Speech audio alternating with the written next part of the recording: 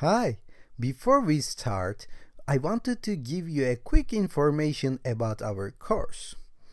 So within this course, we have two main sections, and this is the main reason why this course is one of the most comprehensive ethical hacking courses ever created online.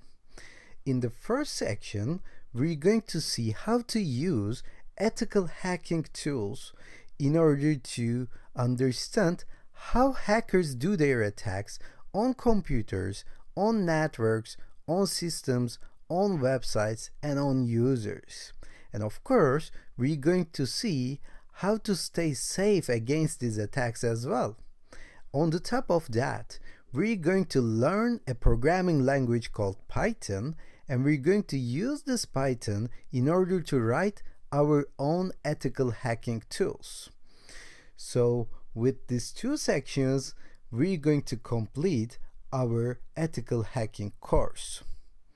Of course, you may think that I already know everything about ethical hacking tools. So can I jump into the Python section? Of course you can do that. You can go to section 26 and start from that as well. But if you don't have any prior knowledge, I suggest you start from section 1 and follow all the lectures up until to the very end, because this course is designed to start from scratch and take you through to all the details along the way. And before we continue, I just wanted to show you some very common terms. We're going to learn a lot of terms, a lot of new phrases during the course, and I will explain everything on the way, but these are some terms that we use a lot in the cybersecurity, in the ethical hacking, so I just wanted to give you a heads up. Vulnerability means weakness in a system. So hackers actually try to find some vulnerabilities, try to find some weaknesses, and they leverage that weakness in order to gain unauthorized access. And that leveraging process is called exploit.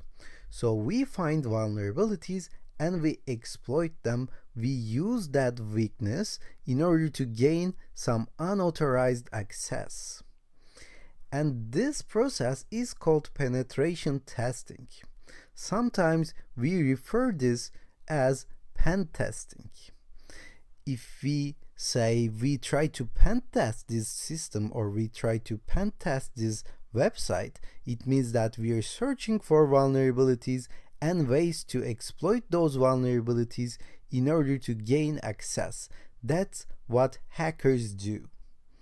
And Python, as I said before, is a programming language, a very popular one indeed. Most of the tools that we're going to use in the ethical hacking will be written by Python, and also we're going to learn about this Python and we're going to write our own tools with that programming language later on. And you have to bear in mind that this is an ethical hacking course. So you're going to see how hackers do their attacks in real life, but you have to stay in the legal boundaries in order to avoid any trouble. So we're going to work in safe environments, and I'm going to explain you how to stay away from trouble, how to stay safe, how to stay in legal boundaries during the course. But always bear in mind that ethical hackers are allowed to perform penetration tests, are allowed to find vulnerabilities, find weaknesses, so that administrator of the related systems can fix it in order to prevent attacks from bad hackers.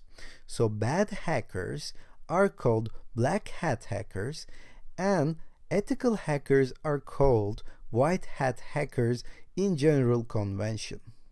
So now if you're ready, we're going to stop here, and within the next section, we're going to set our ethical hacking lab in order to start learning about all this ethical hacking stuff.